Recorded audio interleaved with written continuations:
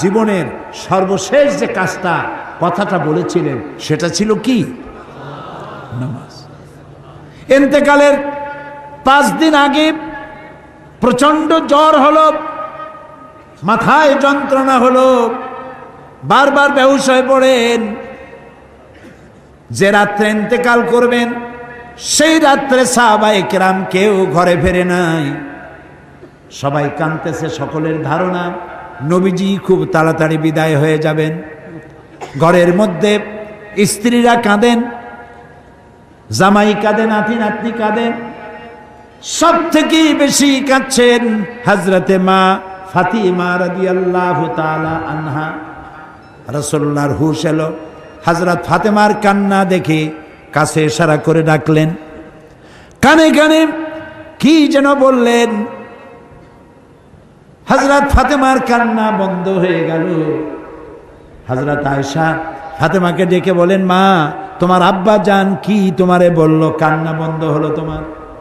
হযরত ফাতেমা বলেন, মা আমার আব্বা জান আমাকে কানে কানে বললেন, মা কাঁদিস না, তোর কান্না আমার বরদাস্ত হয় না।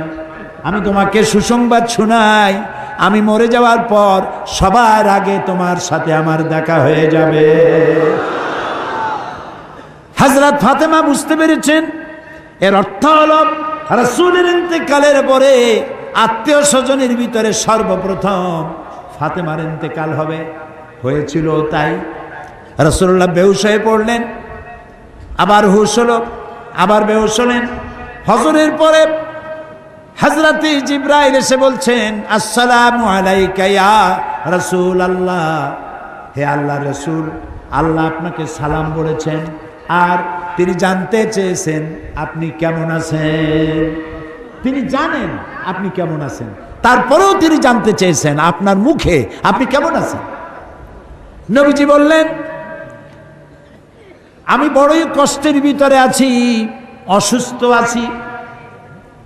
হযরতে জিবরাইল বলছেন, ইয়া রাসূলুল্লাহ, একজন নতুন ফেরেশতা এসেছে আজ আমার সাথে, যে ফেরেশতা কোনো মানুষের কাছে আসার জন্য অনুমতি কোনোদিন চায় নাই আর কোনোদিন চাবেও না, শুধু আপনার অনুমতি চায় আপনার কাছে আসার জন্য। সে ফেরেশতার নাম মালাকুল মউত। হযরতে মালাকুল মউত রাসূলের অনুমতি নিয়ে রাসূলের জাসাদ মুবারকের কাছে এসে সালাম পেশ করলেন। বললেন, ইয়া রাসূলুল্লাহ, আদম আলাইহিস সালাম থেকে নিয়ে শুরু করে এই পর্যন্ত আমি যত মানুষের জান কবজ করেছি আর কিয়ামত পর্যন্ত যত মানুষের জান কবজ করব, কারো কাছে অনুমতি চাই নাই, অনুমতি চাওয়াও আমার লাগবে না। কিন্তু আজকে আসার সময় আল্লাহ রাব্বুল আলামিন আমাকে বলেছেন আমি যেন আপনার অনুমতি চাই। রাসূলুল্লাহ বললেন, মালাকুল মউত, আমি যদি তোমাকে অনুমতি না দেই? হযরতে মালাকুল মউত বলেন, ইয়া রাসূলুল্লাহ, আল্লাহ তাআলা বলেছেন অনুমতি যদি না পাও ফিরে এসো। আল্লাহু আকবার, আল্লাহু আকবার। হযরতে জিবরাইল বলেন, ইয়া রাসূলুল্লাহ, আল্লাহ রাব্বুল আলামিন আপনার সঙ্গে দিদারের ইন্তজার করতেছেন। নবী বললেন, মালাকুল মউত, তুমি তোমার কাজ শুরু করতে পারো। মালাকুল মউত যখন জান কবজ করতে যাবে, রাসূলুল্লাহ বললেন, আয়েশা একটু কাছে আসো। ওই যে সোনা ছিল কয়েক টুকরা, সোনাগুলোর খবর কি? 6 টুকরা, ছোট্ট ছোট্ট 6টা টুকরা সোনা ছিল, সোনাগুলো কই? হযরত আয়েশা বলেন, আমি তার যত্ন করে রেখেছি।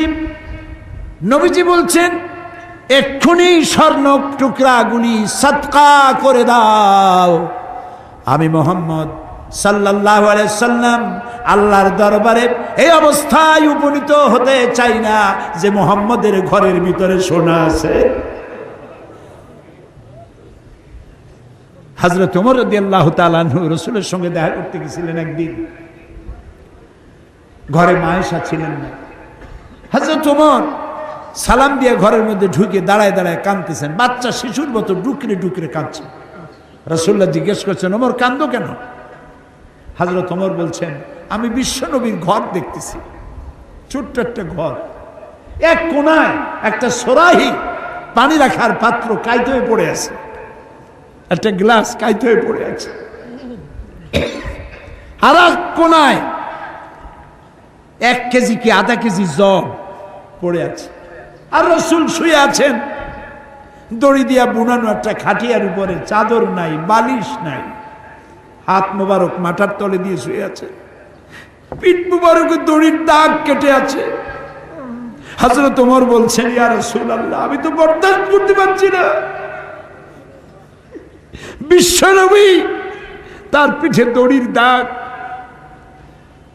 পানির পাত্র কাইত হয়ে পড়ে আছে, খাট নাই, বালিশ নাই, আপনি আমাকে অনুমতি দেন, আমি আপনার জন্য একটা তোষক বানাই নিয়ে আসি। রাসূলুল্লাহ বললেন, ওমর, আমি তো দুনিয়ায় শান্তি করতে আসি নাই। আমি যদি ওহদ পাহাড়কে বলি, ওহদ আমার জন্য সোনায় পরিণত হয়ে যা, ওহদ পাহাড়টাই সোনা হয়ে যাবে। শান্তি করতে আসি নাই। নবীজি বললেন, আয়েশারে সোনাগুলি বিতরণ করে দাও, সাদকা করে দাও। মালাকুল মউতকে বললেন, তুমি তোমার কাম সারো। জান কবর শুরু হয়ে গেল।